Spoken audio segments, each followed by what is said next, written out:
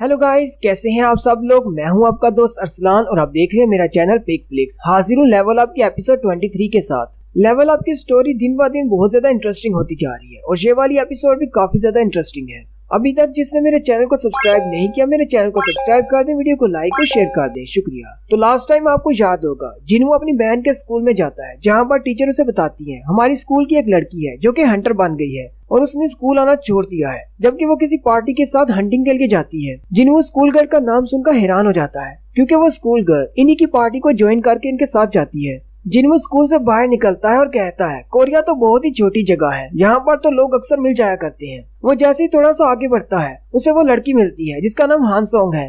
हानसोंग भी उसे देखकर कहती है, मिस्टर तुम यहाँ पर क्या कर रहे हो? कहीं वो हंटर तुम तो नहीं जिसे मेरी टीचर चाहती थी कि मैं उसके साथ मिलूं? क्या तुम टीचर की तरफ से मुझे एडवाइस करने के लिए आए हो? जिन्हू अपने मोबाइल में जिना की पिक्चर निकालता है और हानसोंग से कहता है, क्या तुम मेरी बहन की दोस्त हो? हानसोंग उसे कहती है, ये तो जिना है, क्या तुम जिना के भाई हो?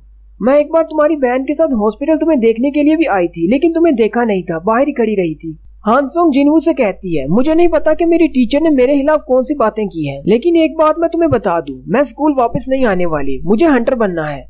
जिन्हू हानसोंग से कहता है, तुम एक ई रैंक की हंटर हो, नॉर्मल अटैक्स मॉन्स्टर्स के ऊपर काम नहीं करते, तुम्हें अपने लिए एक वेपन खरीदना होगा और वेपन बहुत ज्यादा महंगा होता है। तुम एक वेपन खरीद भी लेती हो तो तुम उससे सिर्फ 2-4 बार ही मॉन्स्टर्स को मार पाओगी, फिर तुम्हें एक नया वेपन खरीदना होगा। इस बिजनेस में तुम्हें जरा भी फायदा नहीं होगा।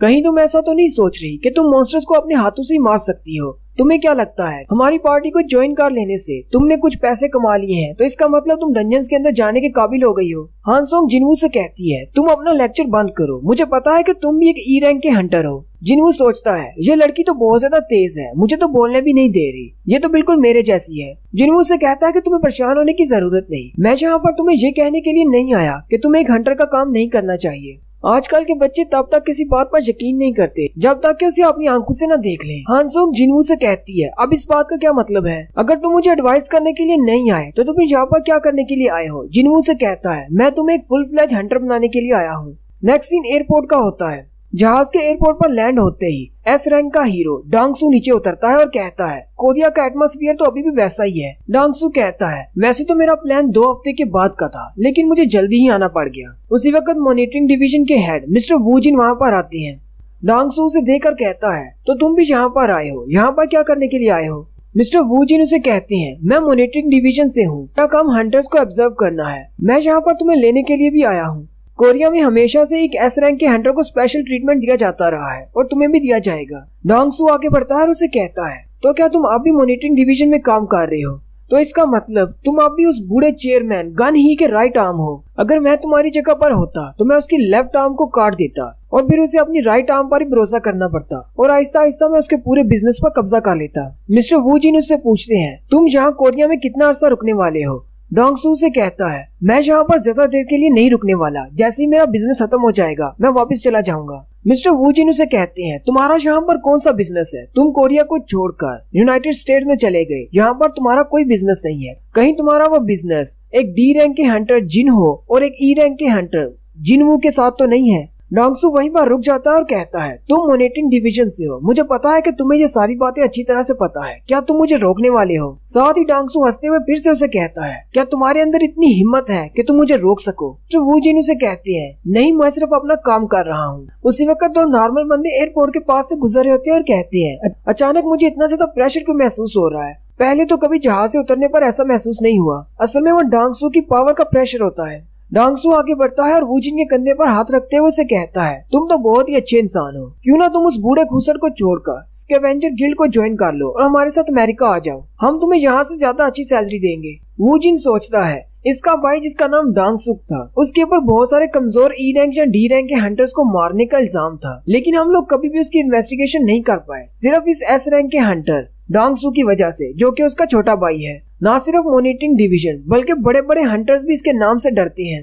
नेक्स्ट सीन एक ऐसे एरिया का होता है जहाँ पर एक डंजन ओपन होती है। असल में वो व्हाइट टाइगर गिल्ड का एरिया होता है। व्हाइट टाइगर गिल्ड वाले अपने नए रिक्रूट किए हुए साथियों को एक सी रैंक की डंजन के अंदर एक्सपीरियंस के लिए लेकर जाते हैं। जिन्हू हानसोंग को लेकर वहीं पर पहुंच जाता है। व्हाइट टाइगर गिल्ड के सेकंड डिपार्टमेंट के मैनेजर, उनका नाम मिस्टर आन है। उनको आपने पिछली एपिसोड में देखा था, जो कि जिन्हू को रिक्रूट करने के लिए गए थे। वो जिन्हू को देखकर बहुत ज्यादा खुश हो जाते हैं। मैनेजर आन का असिस्टेंट भी उनके साथ ही होता है। मैनेजर आन भी उस लड़की को देखकर पहचान जाते हैं और कहते हैं तुम तो वही स्कूल वाली लड़की हो। मैनेजर आन सोचते हैं ये लड़की तो एक ई रैंक की हंटर है, आखिर जिन्हू इसे यहाँ पर क्यों लेकर आया है। लेकिन चलो, क्योंकि इसमें जिन्हू इन्वॉल्व है, मुझे तो इस केस को हैंडल करना ही था।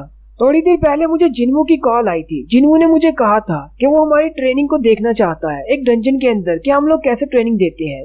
मुझे लगता है कि जिन्हू को हमारे व्हाइट टाइगर गिल्ड में इंटरेस्ट पैदा हो रही है। अब क्योंकि ये रिक्वेस्ट जिन्हू की तरफ से है जिसे मैं अपनी टीम में ज्वाइन करवाना चाहता हूँ, तो मैंने इसको बिना किसी वजह के मान लिया। मुझे लगता है कि अगर ये हमारी ट्रेनिंग सिस्टम को देखकर खुश हुआ तो ये हमारे व्हाइट टाइगर गिल्ड को ज्वाइन कर लेगा। मुझे अपना बेस्ट देना होगा ताकि ये खुश हो जाए और इसे हमारे व्हाइट टाइगर गिल्ड में इंटरेस्ट पैदा हो। मैनेजर आन उनको सारी डिटेल्स बताते हैं और कहते हैं इस एरिया के ज्यादातर लोग अपने घरों को छोड़कर चले गए हैं क्योंकि इस एरिया में बहुत ज्यादा डंजन्स ओपन होती है, इसलिए कोई भी यहाँ पर रहना नहीं चाहता। यहाँ पर एक सी रैंक का गेट ओपन हुआ है। हम अपने सारे नए रिक्रूट्स को इसी डंजन के अंदर लेकर जाएंगे और उन्हें सिखाएंगे कि कैसे मॉन्स्टर्स को मारना है। वहीं पर व्हाइट टाइगर गिल्ड की तरफ से एक ए रैंक का हंटर होता है। वो उनसे कहता है अपनी बातें बंद करो, 9 बज चुके हैं, चलो डंजन के अंदर चलते हैं। हम यहाँ पर किसी पिकनिक के लिए नहीं आए। उसने एक बड़ा सा आर्मर पहना होता है और साथ ही उसके पास एक बड़ी सी शील्ड भी होती है। जिन्हू मैनेजर आन से पूछता है ये बंदा कौन है। मैनेजर आन उसे कहते हैं ये एक ए रैंक का हंटर है। वैसे ये भी हमारा एक नया रिक्रूट है, लेकिन जब इसे पता चला कि मैंने तुम लोगों की रिक्वेस्ट को एक्सेप्ट कर लिया है तो ये बहुत ज्यादा गुस्सा है क्योंकि तुम दोनों यहाँ पर ई रैंक के हो, इसी वजह से। मैनेजर आन जिन्हू को बताते हैं ये एक ए रैंक का हंटर है और ये एक टैंक टाइप हंटर है और इसका नाम किम चुल है। हमारे गिल्ड की तरफ से टोटल 14 हंटर जा रहे हैं जिनमें एक ए रैंक का हंटर है, 7 बी रैंक के हंटर हैं और 4 सी रैंक के हंटर हैं। तुम्हें इतने सारे बी रैंक के हंटर्स को देखकर लग रहा होगा कि इनके सामने तो सी रैंक की डंजन कुछ भी नहीं, लेकिन ये सारे अभी न्यूली रिक्रूटेड हैं, इसलिए इनको ज्यादा एक्सपीरियंस नहीं है। ये पहली बार आज सी रैंक की डंजन में जा रहे हैं। जबकि जिन्हू सोच रहा होता है एक ए रैंक का हंटर और 7 बी रैंक के हंटर, इससे तो डंजन बहुत ज्यादा इजी हो जाएगी। मैं तो यहाँ पर हांसों को सिखाने के लिए लाया था एक ई रैंक का हंटर कितना ज्यादा कमजोर होता है। साथ ही जिन्हू कहता है चलो ये भी अच्छा है, हांसों को पता चलेगा कि एक ई रैंक का हंटर कितना ज्यादा कमजोर होता है बाकी रैंक्स के हंटर के सामने। लेकिन हांसोंग बहुत ज्यादा एक्साइटेड होती है और जिन्हू से कहती है हम लोग कब डंजन के अंदर जाएंगे। मैनेजर आन का असिस्टेंट आगे बढ़ता है और जिन्हू से कहता है अब जबकि तुम भी पार्टिसिपेट कर रहे हो तो मैं चाहता हूँ कि तुम साइड पर खड़े रहकर बस देखो, क्योंकि हमें पता है कि तुम बहुत ज्यादा पावरफुल हो। बाकी के हंटर्स को एक्सपीरियंस लेने दो। हांसोंग डंजन के अंदर जाने के लिए बहुत ज्यादा एक्साइटेड होती है। वो जिन्हू से कहती है मिस्टर क्या आप नहीं आ रहे। जिन्हू से कहता है तुम चलो मैं तुम्हारे पीछे आ रहा हूँ। हांसोंग पहले अंदर चली जाती है, जिन्हू भी पीछे से अंदर दाखिल होता है। उसी वक्त जिन्हू को कुछ अजीब महसूस होता है। मैनेजर आन और उसका असिस्टेंट वो भी जैसे ही अंदर दाखिल होते हैं उन्हें भी कुछ अजीब महसूस होता है। मैनेजर कहते हैं यहाँ पर हो क्या रहा है, यहाँ पर तो एनर्जी वेव्स बह रही है, मुझे लगता है कुछ बहुत ज्यादा गलत है। मैनेजर कहते हैं ये तो बहुत ज्यादा इवल सेंसेशन है, इसकी एनर्जी बढ़ती जा रही है, हमें जल्दी से यहाँ से निकलना होगा। मैनेजर और उनका असिस्टेंट वो दोनों भी अंदर कम्प्लीटली दाखिल नहीं हुए होते, वो जल्दी से बाहर निकल आते हैं। जिन्हू अपना मुंह बाहर निकालता है और कहता है जल्दी से मेन अटैक फोर्स को कॉल करो, और साथ ही डंजन का दरवाजा बंद हो जाता है और उसका कलर रेड हो जाता है। जिन्हू भी उन सारे हंटर्स के साथ अंदर खींचा चला जाता है, जबकि मैनेजर आन और उसका असिस्टेंट बाहर रह जाते हैं। असिस्टेंट मैनेजर से कहता है मैनेजर अब हम क्या करेंगे। जिन्हू भी इस रेड गेट के अंदर रह गया है। मैनेजर जल्दी से अपना फोन निकालते हैं और कहते हैं मेन अटैक फोर्स को बुलाने का कोई फायदा नहीं, मुझे अपने गिल्ड मास्टर को कॉल करना होगी। मैनेजर जल्दी से कॉल करते हैं और गिल्ड मास्टर से कहते हैं यहाँ पर एक रेड गेट ओपन हुआ है। व्हाइट टाइगर गिल्ड के मास्टर एक एस रैंक के हंटर है। वो उसे कहते हैं ये कैसे हो सकता है, सी रैंक की डंजन के अंदर रेड गेट कैसे ओपन हो सकता है। गिल्ड मास्टर उसे कहते हैं अगर वाकई में ऐसी बात है तो फिर तो मुझे खुद वहाँ पर आना होगा। और यहाँ पर पहली बार व्हाइट टाइगर के मास्टर को दिखाते हैं जिनका नाम यून हू है और वो भी एक एस रैंक के हंटर हैं। नेक्स्ट सीन रोड का होता है जहाँ पर एक कार चलती हुई आ रही होती है जिसके अंदर डांगसू और वूजिन बैठे हैं। डांगसू मिस्टर वूजिन से कहता है तुम्हारी कार तो बहुत ही अच्छी है। मिस्टर वूजिन उसे कहते हैं एक एस रैंक के हंटर के सामने इस तरह की कार तो बिल्कुल बेकार है, मुझे माफ करना मैं तुम्हारे लिए कोई अच्छी गाड़ी नहीं लेकर आ सका। डांगसू से कहता है जितनी स्पीड पर तुम अपनी गाड़ी चला रहे हो इससे ज्यादा तो मेरी रनिंग स्पीड है। और साथ ही मिस्टर वूजिन की गाड़ी की स्पीड दिखाते हैं जो कि 90 से अबव जा रही होती है। डांगसू मिस्टर वूजिन से पूछता है मेरे भाई का फ्यूनरल कैसा रहा। वूजिन उसे कहता है हम लोग उसकी बॉडी को नहीं निकाल सके क्योंकि डंजन का गेट बंद हो गया था, अगर तुम चाहो तो तुम उस जगह को विजिट कर सकते हो। डांगसू से कहता है मुझे मरे हुए लोगों में कोई दिलचस्पी नहीं, मुझे तो बस उसकी बाकी की चीजें चाहिए जो उसने रखी हुई हैं। मिस्टर वूजिन उसे कहते हैं तो फिर तुम कहाँ जाना चाहोगे। डांगसू से कहता है मैं एक हंटर हूँ, मुझे एक डंजन के अंदर जाना है क्योंकि मुझे वो लोग डंजन में ही मिलेंगे क्योंकि हंटर्स हमेशा डंजन में ही होते हैं। मिस्टर वूजिन उसे कहते हैं लेकिन कोरिया में तो बहुत सारे गेट्स हैं, आखिर तुम उन दोनों को कहाँ कहाँ ढूंढोगे।